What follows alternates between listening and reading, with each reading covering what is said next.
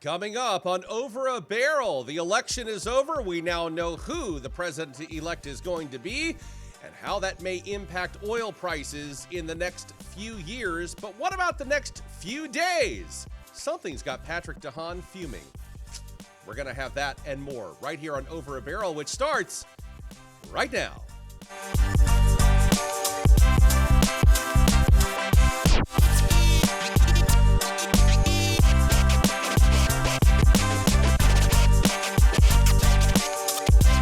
Welcome to the program. I'm Matt McLean. He is Patrick DeHaan. This is Over a Barrel. Patrick, how are you doing, sir? Good to be with you, Matt. I feel like it's been a couple days here. A lot has changed since the last time we've talked, and we'll talk about the ramifications. But in the backdrop, Matt, it's getting colder out. I took a couple weeks off, not completely though. I mean, we had a couple podcast episodes recorded remotely, but I've been good. Watching the leaves fall here in Chicago. How about you? How are things in Southern Kentucky? Or I should say Northern Kentucky. Western Kentucky. There we go. We'll get your compass right eventually. No, I'm about 6 minutes from the Illinois border. We're almost in the same state, but it has been unusually warm. In fact, it has been in the 80s. We had a late summer, and we haven't had a fall. And I'm not complaining. It feels like Tampa in January, and I have no complaints about that whatsoever. It has been unusual. Tampa in January, I certainly wouldn't complain. Yeah. Yeah, exactly. I left all the good weather happen while I was gone. I get back here and now it's like 50s and 60s. But yeah, the one thing that we have is drought. The Mississippi River over the last several weeks, a lot of the barges, which carries fuel, which carries grain, which carries everything this time of year. It is down to an overly large puddle. In fact, I should have racked up and re-racked some video that I took from the shore of the Mississippi in southern Illinois last week. It has the river itself, Patrick, has ripples in it from the rock bottom because the river is so low. And there are barges which are now beached, literally sitting on sand dunes that used to be water, and they can't move them anymore. So that is something that's a little sad, and it's not something you see very often. And understandably, if we don't get some things pretty soon, we've got some problems when it comes to transporting goods out of the Midwest and transporting stuff back into the Midwest, like fuel and other aspects. So, yeah, that's pretty much what's going on for me and what's going on for this part of the world. And I've been in multiple states since we last talked as well, like usual. And so nothing else has really changed. No, the amount of gas stations under $3, that has changed. It's actually gotten better the last couple of weeks. In fact, I did pay $2.39 a gallon the other day, and I thought of you. I actually took a picture, and I should have rolled that one up as well. Come on now, doesn't everyone send their low gas prices to me and say thanks? Oh wait, no, they blame the White House for that. Yeah. And they also credit the White House, apparently, before the White House. Yeah, there's some of both, right? Sometimes it's blame. I'm sure there's still people finding those $8 gas prices at that one station in Los Angeles, although hopefully by now it's like only $6.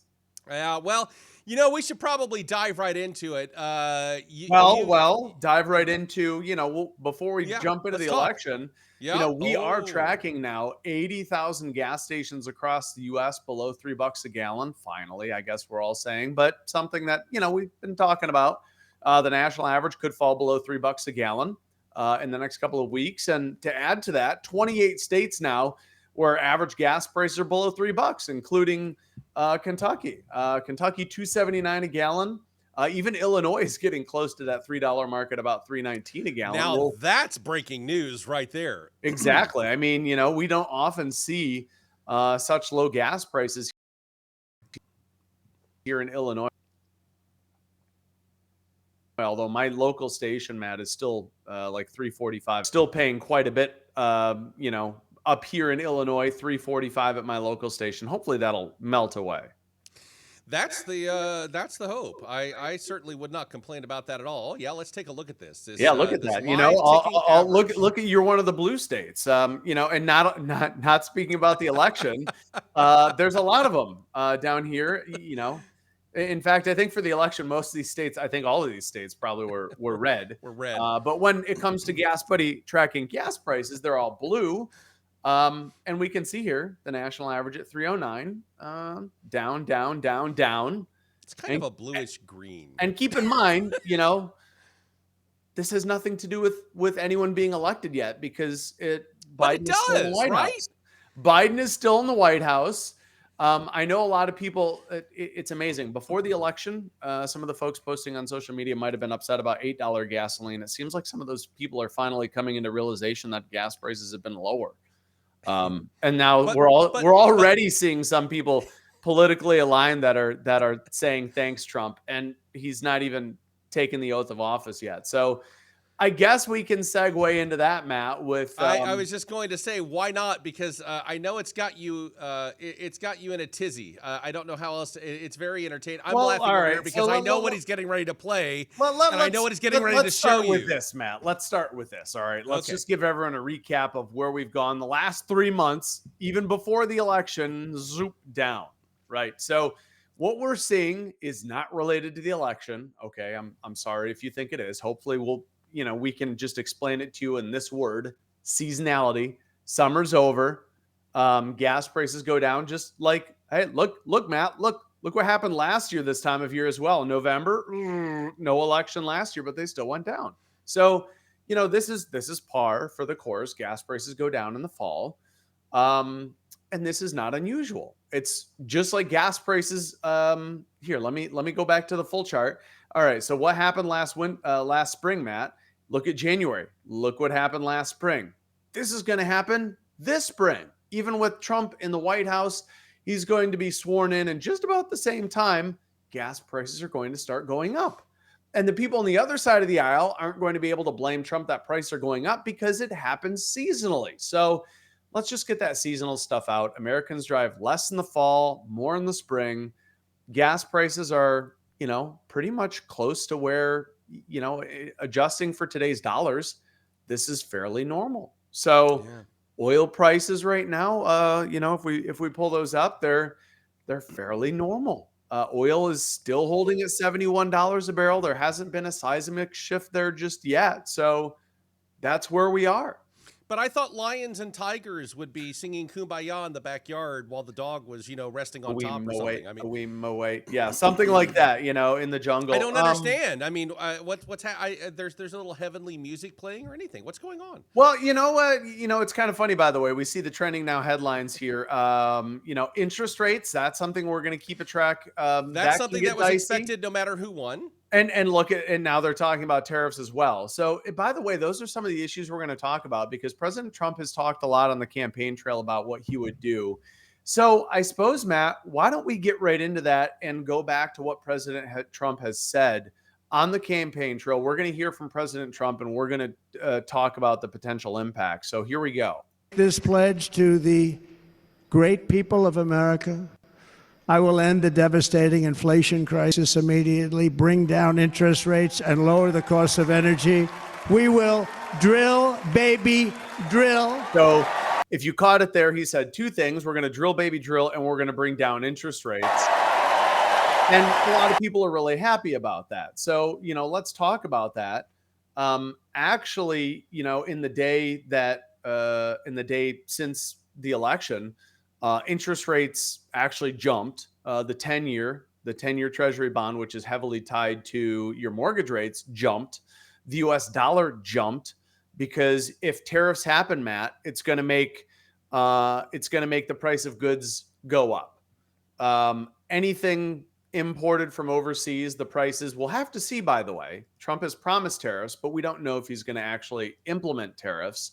But that's something that we're going to have to watch, because if Trump were to implement tariffs on everything, it would make the cost of those goods go up, including if Trump levied tariffs on Canadian crude oil, which down here in Illinois, that's the primary source of oil for many of the refineries across the Midwest, is basically 100% Canadian crude oil. And if President-elect Trump were to implement a 20% tariff on Canadian oil, that's not paid by oil companies. That's paid on the end consumer. That's you and me filling our tanks up.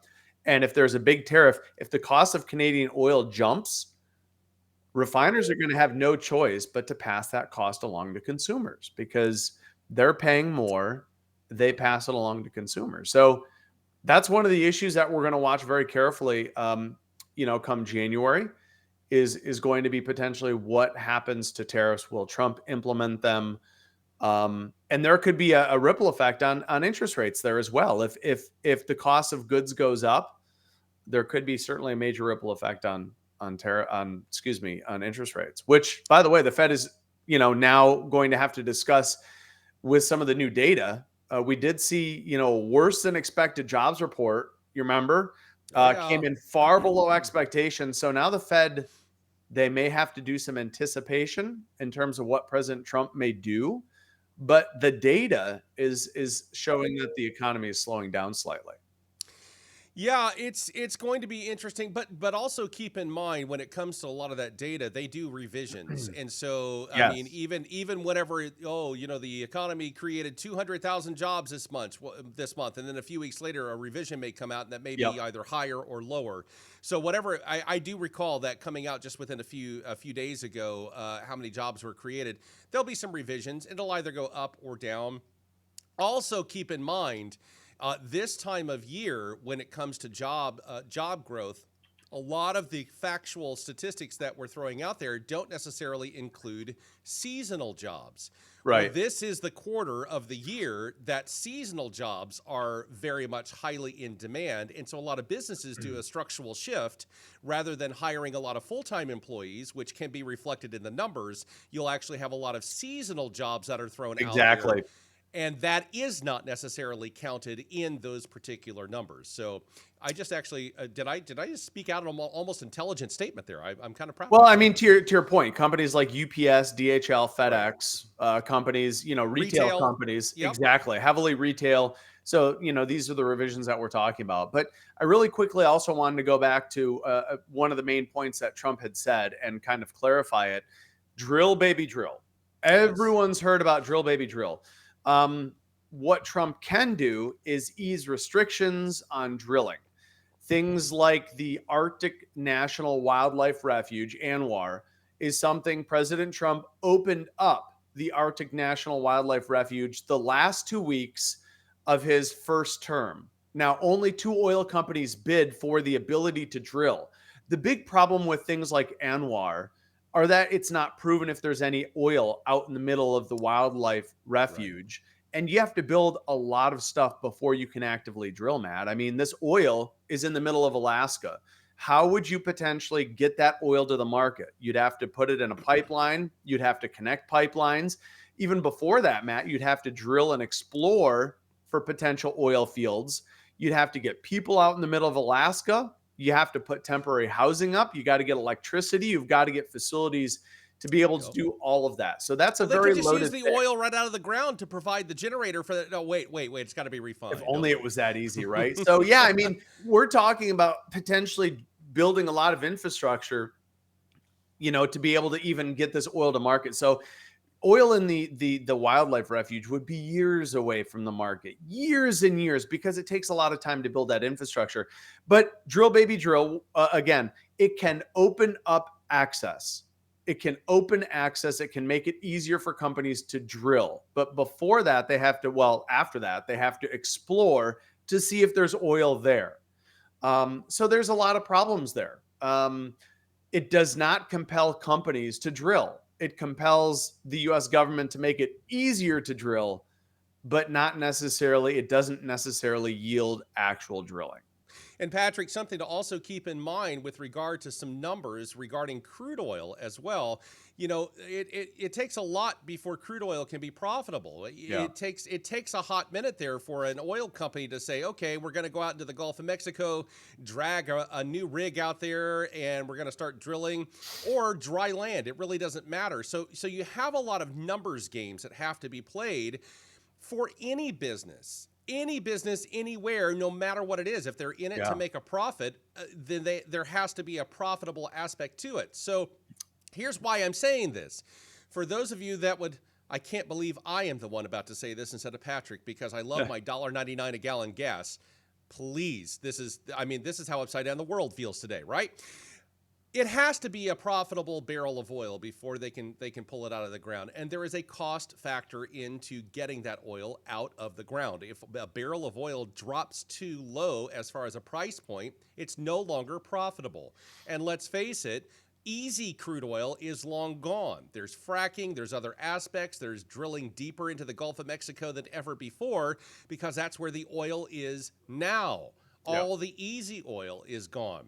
So we have to be realistic in the idea that when it comes to a certain price point, while I love my $1.99 a gallon gas, and I will advocate for that every single moment of every single day, and I would love 99 cents, but Patrick has convinced me that's certainly not an option. So in $1.99 is probably not a realistic option long term either, even though, let me be in denial, I would appreciate it.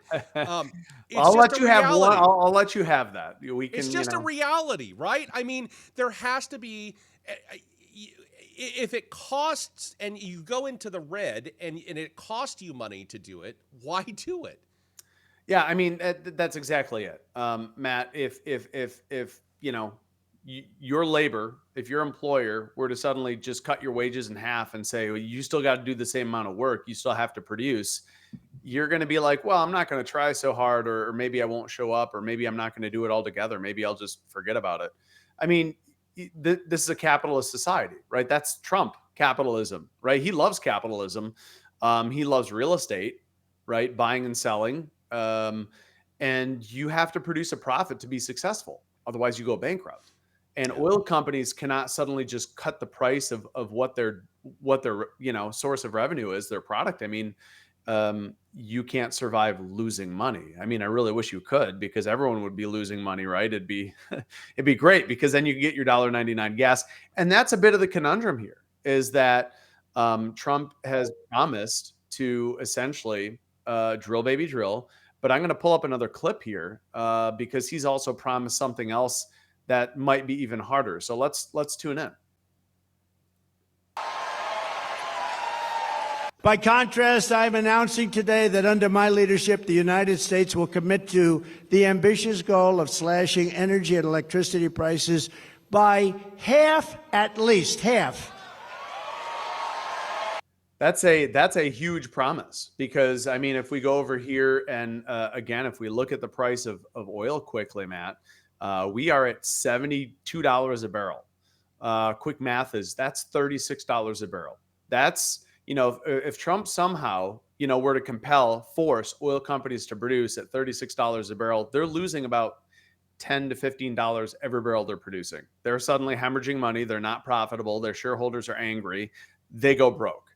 So that's why it's really not feasible on the surface, is because oil companies are not profitable at $36 a barrel. Now, there's a lot of other strings. I mean, if somehow Trump could convince Saudi Arabia to shoot itself in the foot, right? Because Saudi Arabia is spending money. We've talked on this program before about their lavish projects, about how much money they're spending on a lot of these major projects. Saudi Arabia has a lot of bills to pay too. And they're not going to suddenly wake up and say, sure, we're going to produce oil at half the price we did yesterday to make you happy. They're not going to do that. And neither is Russia, and neither a lot of other oil producers. They're not going to be happy to suddenly just cut energy prices in half. And that's why it's unrealistic that this promise gets fulfilled. It probably will not.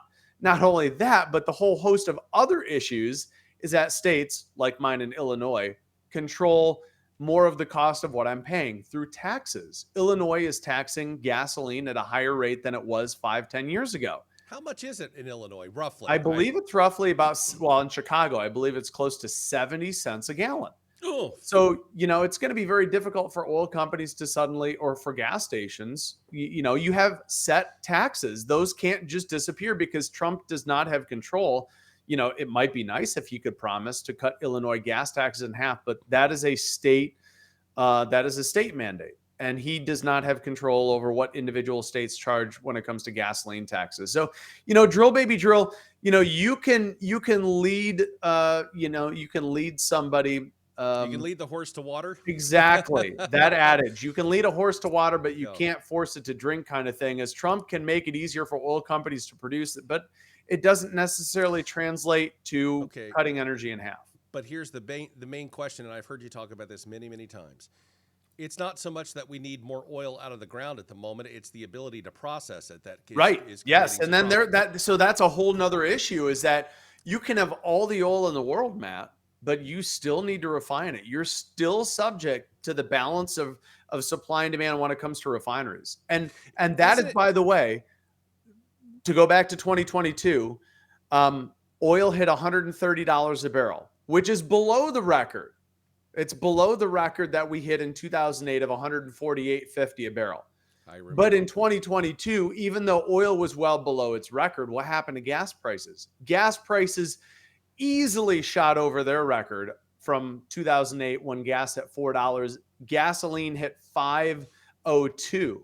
So again, we're comparing this relationship. Oil could be cheap, but that doesn't necessarily translate to cheap gasoline, because that blockade, the exact thing you talked about, the kink in the hose is refineries. And that's why we've talked on this program so much: refinery maintenance, refinery outages, refinery capacity, because cheap oil doesn't necessarily translate to cheap gas. What if, okay, scenario here, and it's a big one. If he is successful in dropping prices in half, et cetera, et cetera, et cetera. Yes, Trump. The only way that would make sense to possibly do that would be to build more refineries. Yes, you may need more refining capacity, because that's the other area where there's not a whole lot of slack in the system, right? There's not a whole lot of slack, because when one goes down in the spring, I have said gas prices will shoot up because there isn't enough capacity. So I would say there's enough capacity, but it's not comfortable enough. It's not enough capacity to help lead to very low prices. In fact, right now, Matt, refineries are essentially at their break even in many areas of the country. Even at $3 a gallon, 3.09 is the national average. Refineries are only making like $2 or $3 turning that oil into gasoline. So we're already in the danger zone. Before anybody takes what you just said out of context, $2 or $3 per what? Barrel. Barrel. So by the way, education time, very little. Education time, a barrel in oil is actually only 42 gallons. It's 55 liters. Okay, so keep that in mind as well. So 42 gallons, they're making $2 or $3 for the whole barrel. That's their cost. That's not their profit. That's just what they're earning. So that $2 or $3 a barrel, Matt, imagine how much electricity, how much steam, how much energy is being used to refine that oil. $2 or $3, that's not really even going to cover their cost. So oil companies right now, because of the unique challenge of autumn and Americans aren't driving, there's so little profit right now that refineries are probably on the edge of losing money. And by the way, that's often why refineries produce less. Their utilization is lower in the fall because they don't want to flood the market. They're already on the edge of losing money.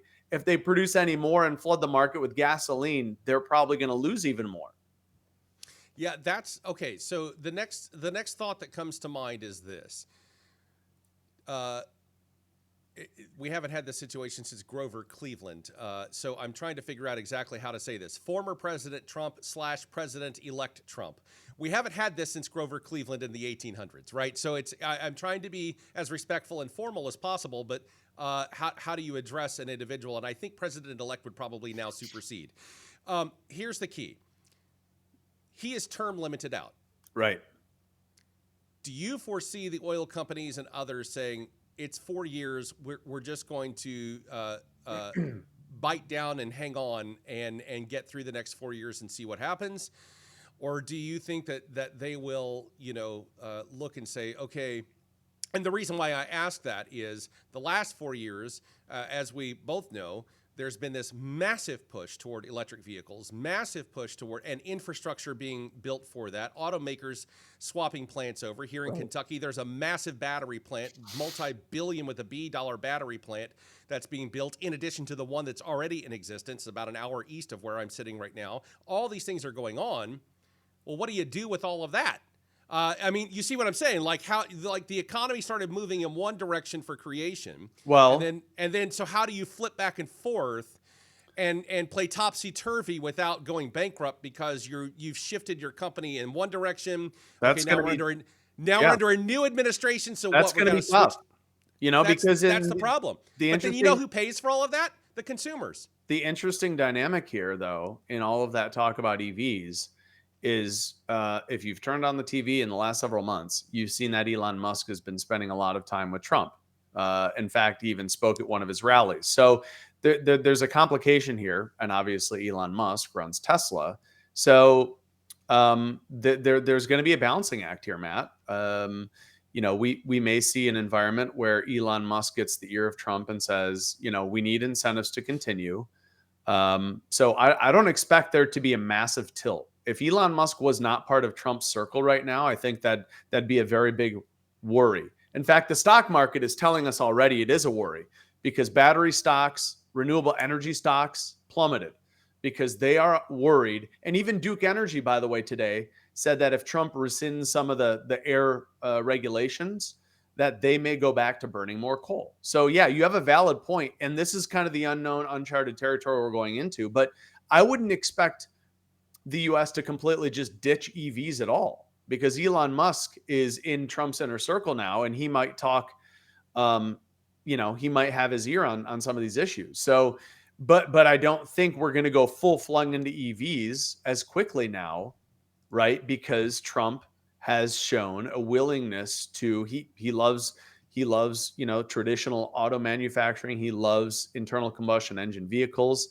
He wants to drill baby drill. He wants to produce all sorts of power, and it can be coal. So that's part of the unknown moving forward.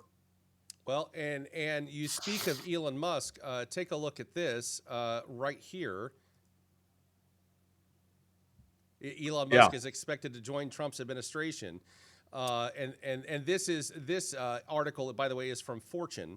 So I mean, and we'll have to see though, because he may have to, because I mean, there's a lot of legalese here with divulging, ditching his stakes in his companies, depending on what kind of role he has. So it may be an advisory role, Matt, right? But there's a lot of potential implications because obviously Musk owns SpaceX, Tesla. There's a lot of conflict of interests, obviously, because entities like NASA right now is dealing with SpaceX and contracts. So it's going to be, there's going to be some navigation, and that could impact prices at the pump. But I think for now, what I would expect from Trump's second term is he's going to be definitely more friendly to the oil sector. We've covered that even before the election. That was a foregone conclusion. He's going to make it easier for companies to drill. That doesn't mean companies are going to drill. He may make it easier for refineries to expand. That doesn't mean refineries will expand, right? Again, you can lead the horse to water, but you can't force it to drink. So it's going to be interesting seeing how that sets us up for the next 4 years. I think oil prices will probably be lower as a result, but it's not a guarantee. I don't think oil prices are going to plummet to half of where they are now. I think that's just not attainable. I don't think gas prices are going to fall in half. In fact, I don't think the national average is going to fall below $2 a gallon. I think that's still a 1 in a million chance. The only way the national average would fall below $2 a gallon during Trump's second term would be economic calamity, things like the pandemic or a massive, unexpected, unexplained shift in OPEC policy or some major war. So this era of $3 prices is not going to be over, Matt. I think during the summer months, we're going to still see gas prices above $3 a gallon, and not just in California. Do you think Americans will remember in our short-term memory collectively as a society the promises that had been made and be angered at that particular point that prices are not where they were as promised? I think there may be some regret. People may not be paying as close attention as gas prices because it may not be the political catalyst it once was. I would like to share something that's really fascinating to me, because there are, for every person that is very far on the right, there are people far on the left. But one of the things that fascinated to me is some of the comments that we're seeing on social media, and I'm going to share one of them. Let's listen in, because people suddenly the kind of the same audience that was saying gas prices are at record levels have now completely shifted the narrative. And I want to share with you because it's fascinating. Let's listen into this. Oh boy. Scrolling through TikTok. This man has not even been elected for 24 hours yet. Looks like she's choked up. Is already in motion. Violence is ceasing. Prices are already going to start going down because of this man in office, so people can actually afford Thanksgiving and Christmas for the holidays. Do you? So she was referring to prices already going down. Such language. Yeah, and thanks for the bleeper. Yeah, absolutely. There's something I'm going to point out. Prices have been going down, and it has nothing to do with Trump's election. I mean, this is called economics. Here is the last 3 months, right? Prices have already been going down because economics is what drives prices at the pump, not a politician. Now, Trump could slightly, improve on where prices have been. But again, it's not forced. It's not something he can really force. He can create a positive environment that could help push prices down, but he can't force it. Oil companies are not going to be beholden to Trump. In fact, did you see what ExxonMobil's CEO said about a Trump? I have not. No, I have been. We have both been inundated with so many different. You managed to cap that. Let's share this headline here. ExxonMobil CEO won't ramp up drilling just because Trump wants to. Wow. The ExxonMobil CEO said the oil industry has no plans to ramp up drilling because of Donald Trump. Quote, certainly we wouldn't see a change based on a political change, end quote. The CEO of ExxonMobil, Darren Woods, told CNBC on Friday. Exactly. Because who's in office, though. That's a very bold statement because what that ends up doing is putting the bullseye on that individual from the Trump supporters. It matters more the economic conditions. ExxonMobil and other oil companies, all of them, are going to respond to economic conditions more than they are somebody who's in the White House. So basically, ExxonMobil said, what we all know is oil companies respond to economics, not in the White House. So, kind of going back to that woman, saying she's in awe that prices have already moved. This has nothing to do with Trump. Trump has no power whatsoever. What is happening now is a function of what's been happening, the decisions made to slow the economy down. Interest rates went up 6-8 months. Well, actually 2 years ago, right? They started raising interest rates in 2022. And all of what we're seeing now has everything to do with the last year or two and nothing to do with who's coming into power in 2 months' time. And that this kind of scores the point that we really need to teach economics as a core class across America, because this is not a mystery to any economics professors. Anyone with a background in economics knows that what we're experiencing has been part of what we've all dealt with the last 2 years.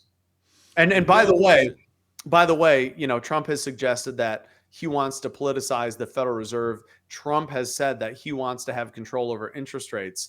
That would be worrisome. That would be worrisome because instead of experts that are trying to, slow the economy down, it could be putting somebody politically aligned into the Federal Reserve, which could have drastic consequences. So let me share something with you. I'm gonna protect their identity because I feel like that's the right thing. But I want you to take a look at this. This is something that I saw scroll across social media. It's someone that I know. But take a look at this. This is the opposing side of what that video was. And, now that you have control of the presidency, House, Senate, and Supreme Court, you can't blame any Democrats for what comes in the next 4 years. I better see gas prices lower than they've been in decades. I better see eggs at record low prices. I better see this place get better, just like you all believe it will, because if it doesn't, you have no one to blame but yourselves. Reading that for our audio side only podcast. There's a lot of this really sharp rhetoric. It's disappointing. It's back and forth, right? Oh my goodness. How do we thread that needle, right? I mean, there are very strong emotions on both sides. No question And whatsoever. probably some of our listeners are very aligned or very upset or very happy. And Yep. I'm gonna take personal feelings outside of that, because this is the podcast to be factual, to share information based on expertise. This is not a podcast where I give you my political views, because we're not here for that. Nobody cares. But we're also very mindful that a lot of you listeners and watchers of our YouTube channel do care. And so we're not going to make our political opinions part of the show. We strictly are talking to you here on fact.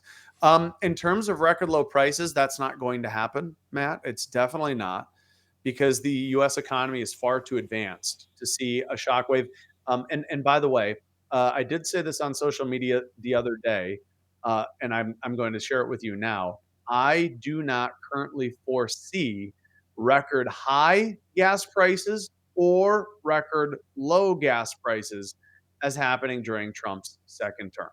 Now, foresee and predicting, I mean, it would be extremely long odds for us to see record lows or record highs, because it was extremely insane odds that we saw a pandemic.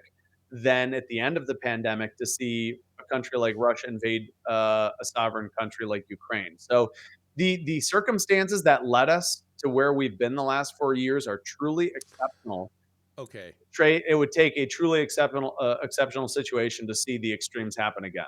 You bring up one other point that before we wrap, I do want to get your comments on, and that is geopolitical. Oh yeah, which does have an impact on crude oil prices, depending upon the geopolitical situation and what's going on. President-elect Trump has said, "I will bring an end to the war. In fact, before I even take the White House, and am sworn back in, I will already have a ceasefire between Ukraine and Russia. I will have things worked out with Israel and Iran. I will basically figure out all of these things before I ever say I do swear on the Constitution on the steps of the Capitol again. I'm going to have all this fixed." Okay, well, let's say he does, and Lord knows we all hope that there's some. That things calm down, right? That I don't think anybody on either side would go, "Yeah, I hope the war keeps going." No, I don't see that. But let's say he's successful. What could that do to crude oil prices? Well, Matt, and the headline I pulled up already, this is the potential fallout from Trump's second term, is that he could now, on the negative side for oil prices could go up if Trump restores sanctions or toughens sanctions on Iran. If Trump were to get the war in Russia to end, that's going to be a really interesting, that's going to be hard to predict, but it's not. I think the odds are improving that Trump may ease the sanctions on Russia. I don't think anyone would deny that Trump and Putin have a very interesting or special relationship. And I can bet you that there's going to be some pushing from when it comes to that. Remember that Russia's oil is still heavily sanctioned. And so there could be a positive impact. Oil prices could fall if Russia is allowed to sell its oil globally. And right now, it's very problematic for them to be able to do that, because they are so heavily sanctioned by the US. And in turn, that trickles down to global financial markets and makes it very hard for countries to buy oil from Russia, is because the US banking system is so strong that it impacts other countries' abilities to buy that Russian oil. So if there is an end to the war, depending on what that looks like, if Russia is welcomed back to the global business community, that could put downward pressure on oil. But of course, all of those are very uncertain exactly how that will look, what timing that would look like. But if the war does end, that could push oil prices down, right? If Trump is able to solve the Middle East problem with Iran and Israel, if he's able and I to hope solve, he's successful at that. I genuinely do, and I'm sure you do as well. We all want peace. If he's successful at ending Russia's war in Ukraine, right now it sounds like Ukraine probably wouldn't be happy. There could be profound impact on oil prices, and it could be an improvement on oil prices. So, and again, that's why we've said from the get-go that there's a higher risk that Trump's presidency will see lower prices. They're not probably going to be bargain basement prices, right? It's not going to be energy prices cut in half, Matt. And it may not even be noticeable for most Americans, but there is obviously a high risk that oil prices would be lower under Trump's second term. We'll have to be able to see how many of these problems he can solve, and we have to see how many problems he could potentially introduce. Because again, the Federal Reserve, if that's more politically aligned, that could introduce economic stress. He could do things to the EPA. He could introduce tariffs. He could sell off the SPR because he did want to sell off the SPR his first term.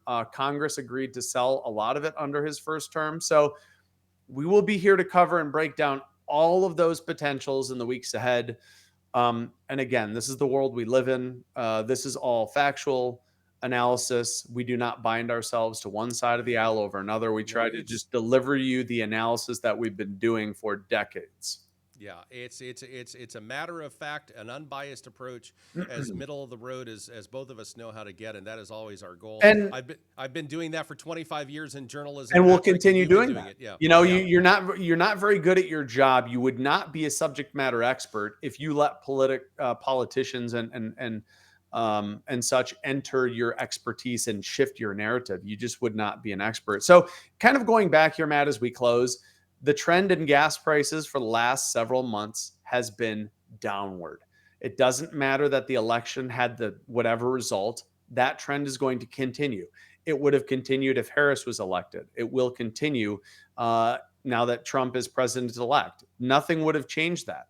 And I can almost sure as guarantee you that it doesn't matter that Trump is president-elect, gas prices will also go up next spring, just as they would under a Harris presidency, and that's just seasonal. So we will probably see the national average, Matt, fall below the $3 a gallon mark, and it has nothing to do with the way the election went. One thing that the election had an immediate impact on: Wall Street.